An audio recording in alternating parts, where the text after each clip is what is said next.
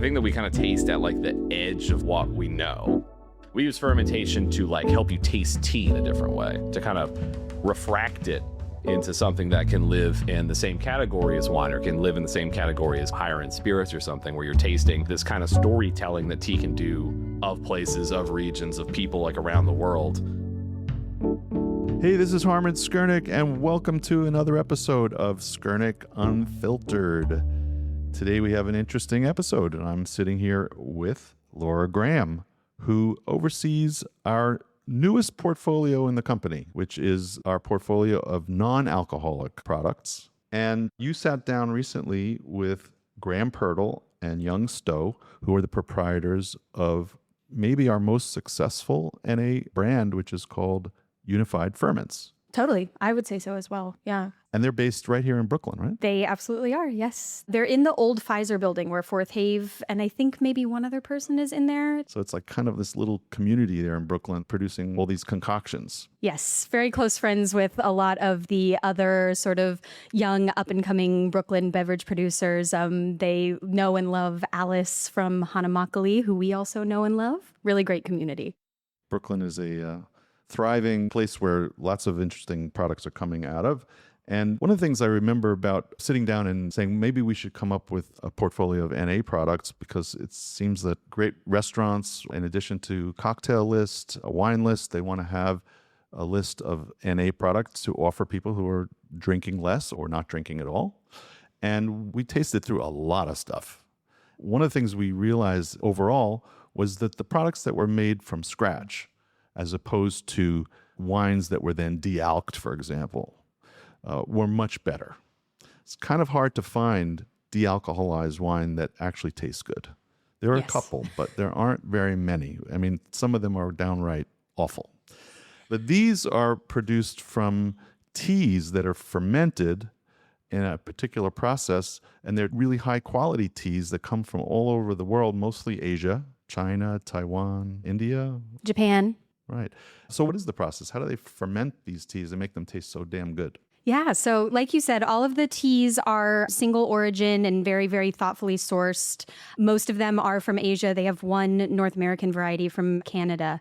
And basically, they get the tea into their production facility and they ferment it in virtually the same method and style as kombucha, but they do make a distinction that you will hear them talk about, that the brand is much more than kombucha. It's more about the fermentation method and less that is what the final product ends up being. But it is quite literally just these beautiful single origin teas, a proprietary sweetener mix that they use as little of as possible, but you do need a little bit of something for the fermentation process to eat off of.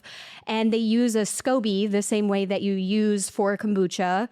Put them in these gigantic steel tanks, let them ferment. They usually, I believe, taste them a couple of times through the process and kind of just feel out when it's gotten to the point that they're happy with it.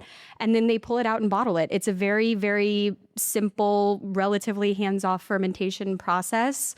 And I think one of the most important differences between it and a traditional kombucha is that with kombucha, you're taking very, very affordable, large lot tea, and you're fermenting it a lot so that you're tasting the fermentation more than you are the tea. You want that kind of funk, and then you're adding sweeteners and fruit flavors and other things to it.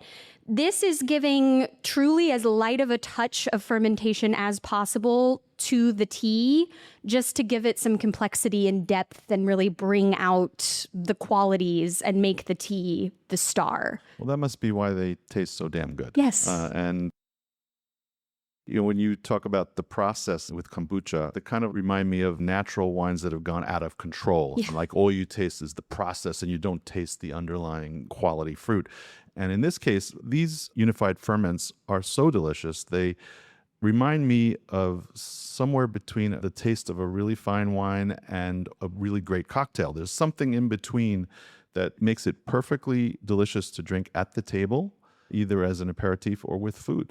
Yes, absolutely. Because I think also with like a mass-produced grocery store type of kombucha, the flavor is something that is added in. You're buying it because you prefer mango flavor or strawberry flavor. Whereas if the tea is the shining star, it allows so much more potential for it to pair with food and to be enjoyed of its own accord. And when you were talking about cocktails, we have actually seen a good handful of accounts that are using it in cocktails and mixing actual alcohol with it, but also using it in mocktails to stick with the non-alcoholic serving. But particularly the Lapsang Souchong, which is a smoked black tea, people have cocktailed with that a lot, and it's really, really fun to see. I got to have one of those. Yeah. So that explains why it's so popular. This brand is doing really, really well. And let's sit back and listen to your conversation with Graham and Young and find out more. Great. I am here today with Graham and Young from Unified Ferments, who are going to talk you through a little bit of their lineup and what they do and the really awesome stuff that they make. Well, thank you very much for having us. Very happy to be here. Always thrilled to be at the beautiful Skrinick office. Great. Do y'all want to pick one of the bottles that we have to start off with while we... Sure. I think Winshin Baozhong is probably a good place to start here. I'm Young Stowe. And This is Graham Pirtle. Graham Pirtle. We're Unified Ferments. Graham and I met way back in Tennessee, where we were roommates, actually, at boarding school. So we've known each other for Too long. I guess it seems like going on 20 years now, which is kind of wild. But yeah, I mean, this project is almost 7 years now, which is pretty crazy to think about. It started kind of as a weird little wine bar concept that we sort of got roped into and were developing a program for. And Graham was working in fine tea at the time, and I was working in beer and wine. And I think it was mostly Graham's idea for this little kind of 12-seat wine bar to have a really interesting in-house fermentation program. And again, he was working with beautiful teas. And so it was bringing these things home that I guess we just decided to do a kombucha-style fermentation on. Yeah. I mean, there's a lot of fermentation just happening at every level of fine dining and with the NOMA guides and everything like that. I kind of coming fresh out of working at 29B, which was not the first place I was trying to do kind of high-end tea in New York, but trying to land it in a kind of wine-adjacent space. At some point in kind of researching these fermentation practices or whatever for the bar concept they were looking at, it was just kind of like, okay, so these are all kind of flavor multipliers, where they kind of dig and they kind of excavate out flavor profiles that are existing in kind of substrates. And kombucha, in just the simplest terms, is just making the most hay out of tea via fermentation that just happens to be in whatever metabolic pathway doesn't create alcohol. And so it was with all these beautiful examples and this kind of storytelling that tea can do of places, of regions, of people around the world, why is nobody just using this multiplier that's laying around on these types of teas? And we started doing some tests. We were doing a lot of other random stuff at the time too. I think at some point we were trying to make we're both Southern boys, and for that bar concept, we were trying to do lacto-fermented strawberry pimento cheese sandwiches and stuff like that. Yeah. Maybe we'll circle back. But by far, out of all of those tests, we were like, what have we done with these things? You know what I mean? There were a lot of questions about kind of how to land it. Are we going to be alcoholic? Because, natural bottle conditioned kombucha is going to end up probably, if you made it at home, past that 0.5% federal regulation for alcohol. And we kind of had the opportunity to maybe try to chase more of that, to try to chase something that was non-alcoholic. And at the end of the day, we just thought it was more interesting that it was non-alcoholic, just outside of any other consideration. It's important to reiterate that we had zero concept of there being a non-alcoholic industry at the time. I mean, it was 2019. I mean, I guess we were aware of seed lip and a few other things, but COVID was really kind of the force multiplier for NA brands. Or kind of mid-COVID was it? Yeah, because everyone started drinking too much, and then they were like, wait, how can I tone this down now that I've been home for 8 months? Exactly. How can I ritualize away from alcohol? Yes. Or how can I protect these rituals that help keep some people sane? You know what I mean? But have something that isn't so complicated downstream implications of, ritualized alcohol use without any of the usual buffers that we had in place. Yeah, but that's definitely a question we get of being like, oh, so like, it's so nice that you guys made this like brand to serve this like growing NA market. And it's like, we did not Yeah, know y'all that are, was I mean, a 7 thing. years ago is definitely sort of pre the boom that I think probably came a couple of years after y'all had started. Yeah. And now it's still going up and Yeah. up and up, I think. As we're tasting the Wenchan Baozong, do y'all want to use this as an opportunity to kind of get into a little bit of your production methods? Yeah, sure. For us, it starts with finding a tea, first of all. There are certain types of interesting regions and expressions and kind of production methods of tea that we're interested in, but it really takes that kind of, flint strike moment of being like, oh, okay, I see. This is like a story that can survive this process of fermentation and land in this kind of stemware friendly context in a way that feels like an honest remix or something like that of the original tea itself.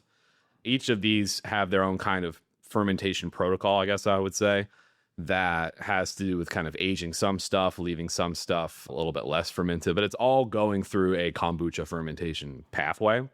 And what you're tasting in each bottle at any given time is only ever the tea and just the time and the requirements of the fermentation, which were just kind of like the culture itself and the sugar that needs to drive the fermentation. It's probably a good time to step back and like we're using the word kombucha, which is like not a word that we typically use to describe our stuff, but it describes the fermentation process that we use. We are hesitant to use the word kombucha because it just like conjures bottles of GTs in people's brains in ways that I think can distract from what we're really trying to do. But insofar as kombucha is fermented tea, then we make kombucha, but it's a word that's like kind of weighty with all sorts of, signifiers. And It's probably the closest thing that you get for people that are new to the concept to give them like an idea of what the process is and where we're going, but it's definitely toned up past a point that most people have experienced, myself included, when I tried them for the first time. Like kombucha as its kind of market, whatever that it is now, the kind of commercial beverage of kombucha, there was like a kind of a fork that could have happened. You know what I mean? It started with just trying to use, and this is a kind of line I use to kind of explain what we do a lot. Whereas if you're having like a bottle of, Health Aid or whatever, what they're doing essentially is they're using tea to help you taste fermented flavors. They're using tea to generate fermented flavors. We use fermentation to like help you taste tea in a different way, to kind of refract it into something that can live in the same category as wine or can live in the same category as kind of, higher end spirits or something, where you're tasting for, again, like a sense of place, the kind of story behind it, or that the flavor of it is telling a story about where it's coming from.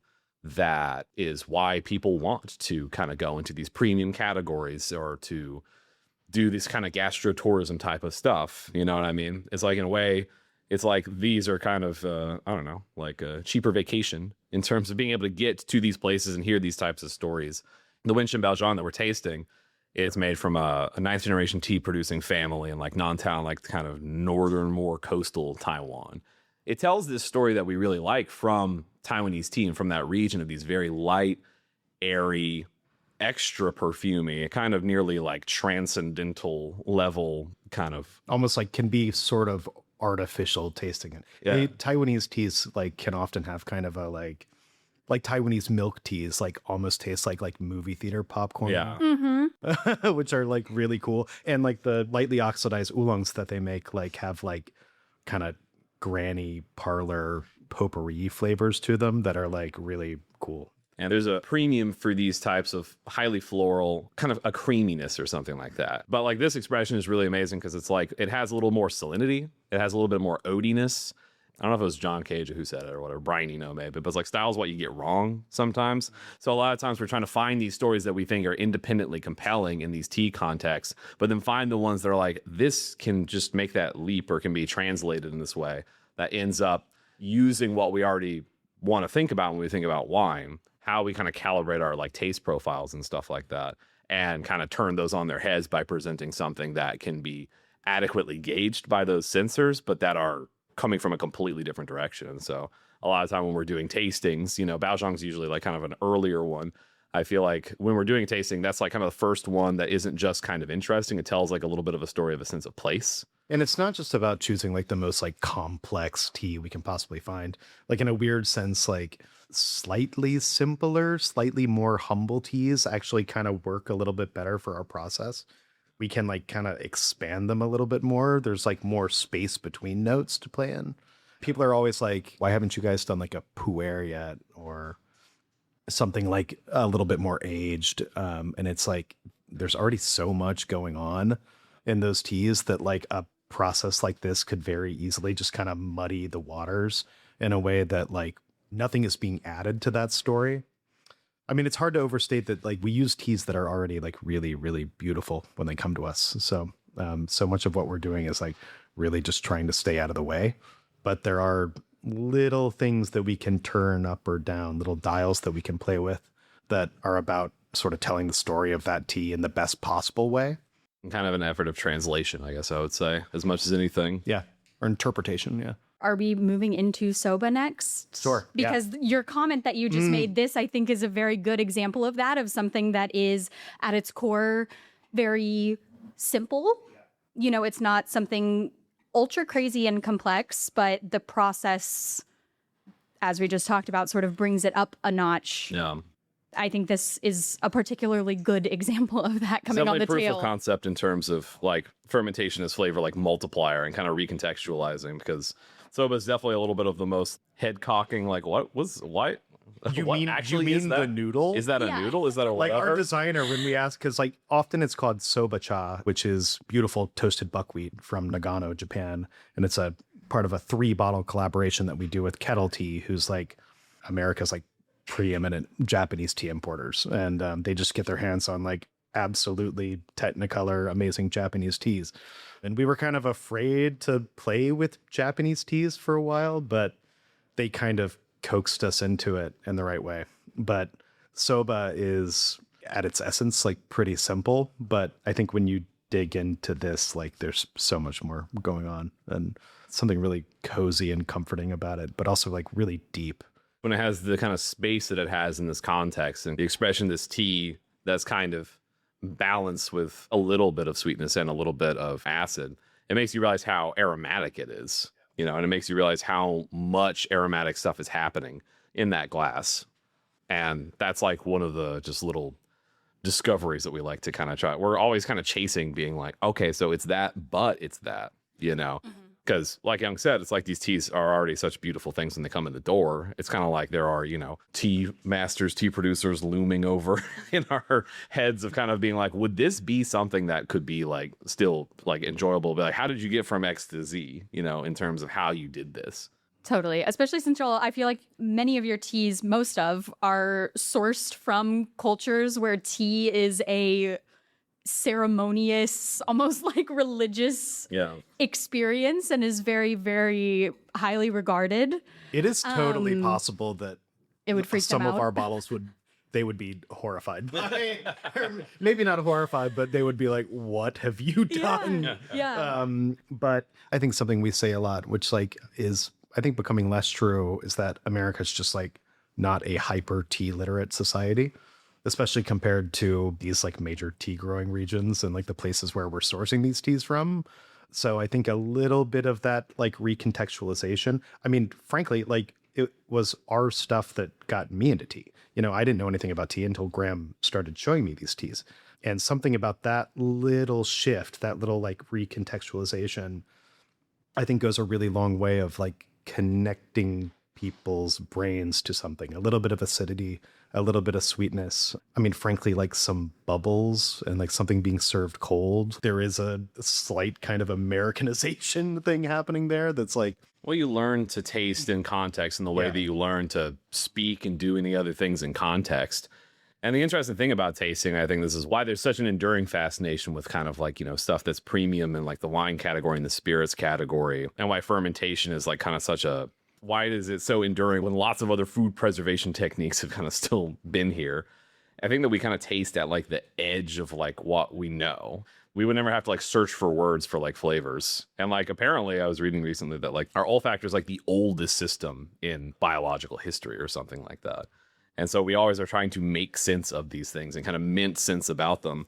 And drinking tea in this hemisphere, just because it's less, America actually grows really great tea. We just don't have the kind of tea production history. Like, you know, it's hard to bet against thousands of years of history. You know what I mean? Maybe it's good to like define like exactly what tea is. Yeah, exactly. Because like, I mean, that's something that I didn't really know you hear about all these different types of tea. And again, like two of the things that we're tasting today, like aren't necessarily even teas at all. Yeah, what is the Merriam-Webster? Yeah. Give it to us. Exactly. So all tea that we have that we consider to be tea, that we consider green tea, red tea, black tea, aged tea, white tea, all of that is actually either Camellia sinensis or Camellia samica.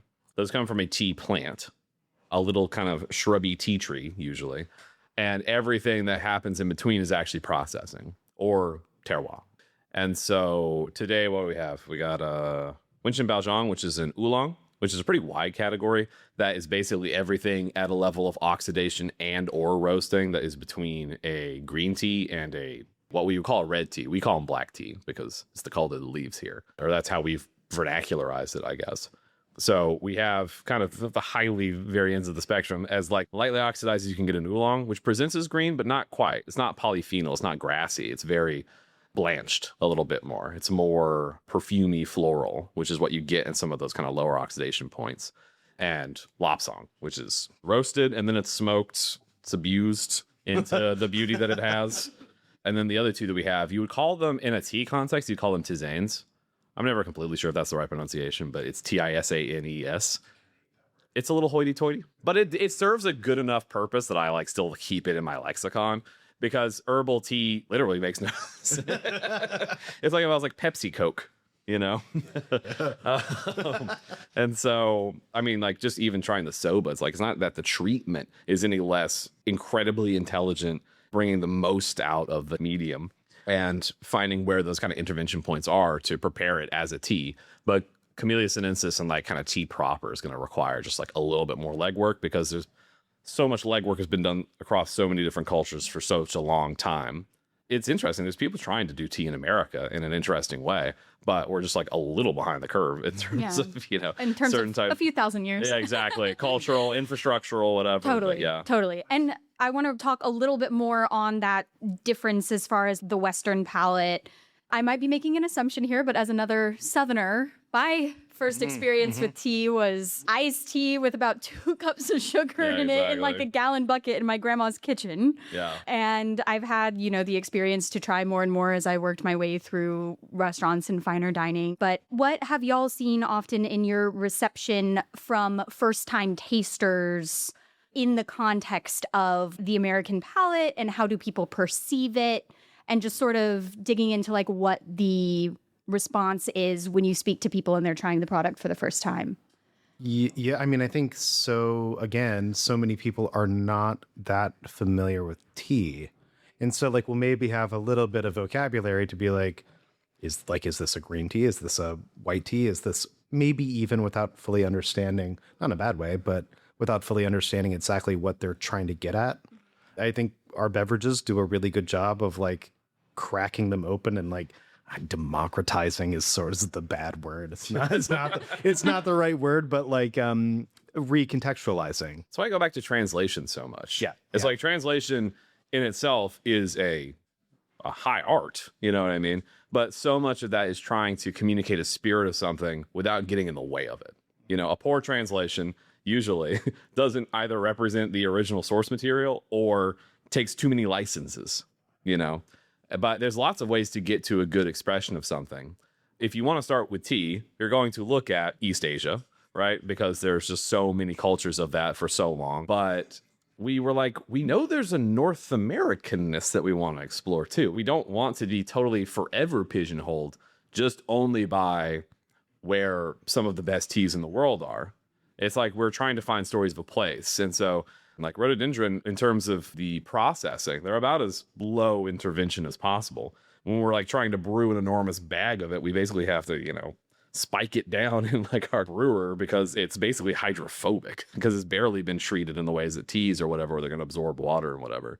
But it's still worth the effort because it's like, oh, this is telling us a story about where we're from. Like, it's nice to get back into a place where now we're telling a story about like that speaks to like experiences that are actually closer to home, right? And we're using this as a kind of translation vehicle to recontextualize it and bring these flavors into something where people have already kind of formed a groove of understanding things in flavor in terms of being in stemware. We used to be really adamant on the back of the bottles that said the stemware required, and then we softened it to stemware helps, and it does, and we it doesn't force people. Yeah. Exactly. But it helps to activate the parts of our brains that have been trained around here to understand that we're doing something where we need to lean into taste a little bit more. We always want to keep stuff that's like pretty accessible. I mean, we'll probably find some stuff that we're going to be like, all right, now we're going for broke. You know, this tells a story that we can't avoid, and we want to do it in this kind of a more challenging way, or like a kind of more premium challenging way for kind of people who want to, you know, take a real trip. But when we started out, we were always like, okay, there's some really beautiful stuff that's like a bit challenging that is not kind of cleanly telling a story about where it's from in a way that is cool, you know, and we want to keep them accessible, but like, we definitely have the conversation all the time. I think as we've leaned further and further away from the word kombucha, this happens maybe less. The conversation of people being like, I don't like kombucha, but I really like this. And also like, I don't really like tea, but I really like this. I don't exactly know why that's the case. Like, if you're somebody who genuinely doesn't like tea, or maybe you've had a bad experience with tea or something, or your idea of tea is super sweet tea from Chick-fil-A or Bojangles or something, and like that's all you know. Or mass-produced, accessible grocery store green tea in a tea bag with no honey, no milk in it, no, you know. Yeah.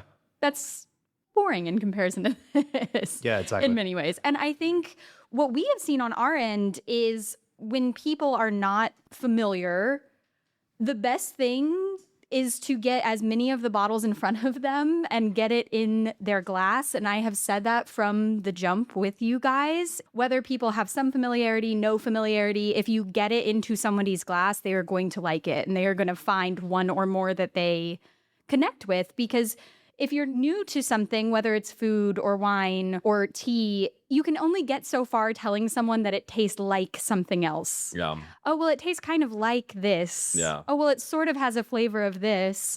But none of that really clicks until you drink it. It's part of the reason why we have so many SKUs. We have 9. We could easily have more. I mean, I think in total, we've probably had 13, 14, 15, a lot. yeah. And I mean, the reason is like the world of tea is so broad. There's so much to play with. And like, we're able to have a very kind of spectral lineup because it's like wine. You know, there's so many different processing types, so many different growing regions. There's so much that we can play with, and we don't have the problem of having to tend to the farms. Like I said, these things are beautiful when they come to us. So, I mean, they're already expressions of their producers and their growers. So, Yeah. When people come up to the table and they're like, what one of them should I try? I'm like, you have to try 2.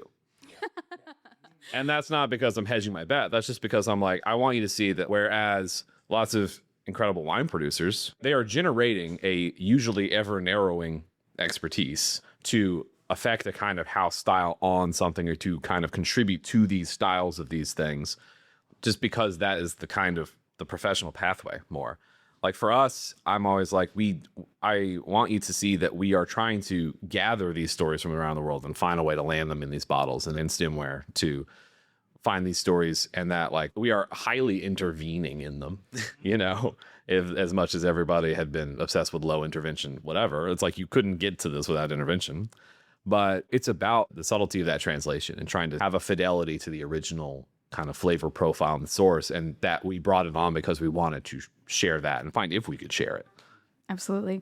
How do y'all feel, I assume optimistic, but correct me if I'm wrong, about the future of the non-alc category, the ferments category? Where do you see this going? Y'all have been at it for 7 years, as we talked about, so sort of pre-NA boom. Do you feel like it has the potential to be a fad? Do you feel like it has lasting potential? I think that one of the things that scares me in terms of the industry is that, think about like America, there are thousands of breweries, there are hundreds, maybe thousands of coffee roasters. Like, as far as we know, we're kind of the only company in America that's doing anything like this. I mean, there are kombucha producers, obviously, but they're not. And ones that try to, do source and use cool teas, I would say. But not in this format, and are not necessarily trying to sell into the industry that we are trying to sell into. And no shade, but there's a lot of co-packed products out there that feel like more of a marketing exercise than anything. And Katy Perry got into the non-alcoholic wine space. Yeah, exactly. Without, I think, demonstrating a huge amount of enthusiasm before 2020 about the projects. But what do I know? So there's a lot of things that are being sold. Like if you were to go into one of those NA bottle shops and just pull some bottles off the shelf, there's a lot of things that are being sold that I just frankly don't think are all that good. For instance, like all these like de-alked wines that just personally, I don't think we find interesting at all. And it's a really expensive process. So you're usually taking like pretty cheap juice and putting it through a process that's going to pound out anything that's like interesting about that wine to begin with.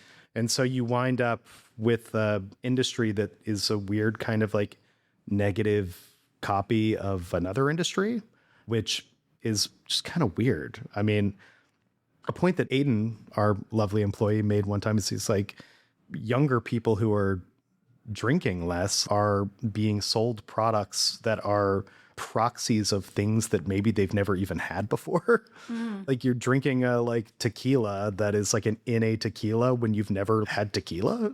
Yeah. It's weird. And I think one of the things that we're trying to do is just kind of completely circumnavigate whatever that conversation is. These things are exactly what they are. As you said before, you did not go into this project seeking to make something non-alcoholic. You went in with the intention to make something delicious and tell stories and maintain a place in the hospitality industry that you both have grown up in and loved.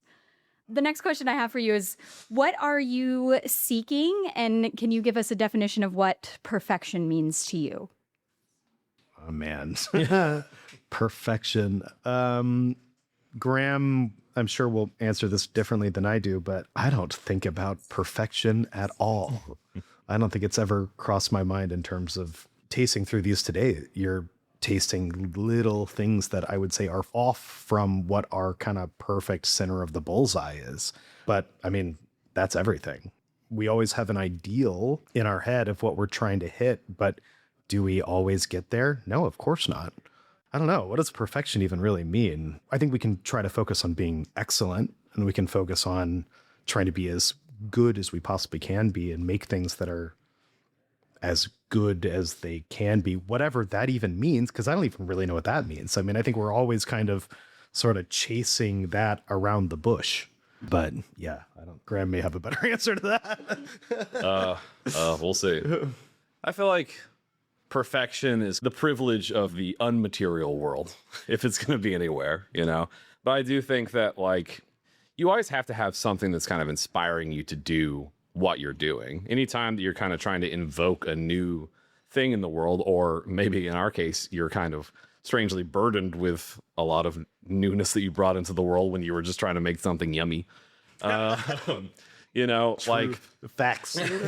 What you have to mint in that conversion of something that is new into something that people can understand and have like a relationship with, it kind of has to be driven by a bit of a higher level thing. Maybe not only the privilege of the not material world, if we're going to get philosophical about it, but I'm happy to be in a place where I feel like I am trying to apply artistic sensibility and pure grunt craft to something that is, by its definition, a kind of acknowledgement of my own gratitude for having it, right? Pure grunt craft is maybe the most accurate definition of what we do I have ever heard. That's the daily Pure basis. Grunt craft. That's what y'all are doing for 10 to 12 hours a day The 9 to 5. in the warehouse? Maybe like 5 to 5:12 gets this kind of effort for it. But like at the end of the day, something that you can always show up to, that always puts you into a frame of mind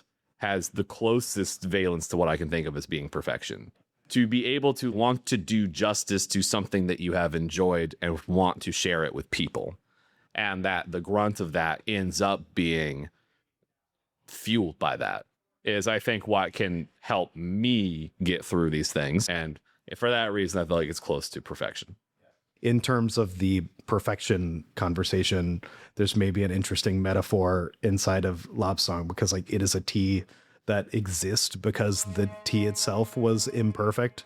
And there was an attempt to fix it by trying to smoke it. The story of Lapsang, which is probably apocryphal, but I feel like speaks to a part of the spirit of the tea, is that there was a village in Wuyi, where this is from, where the tea got a little bit like bug eaten or had some kind of issue with it. And they're like, maybe if we smoke it over pine, it'll clear up. And then they did that and they tried it. They're like, nobody will want to drink this. This is not good.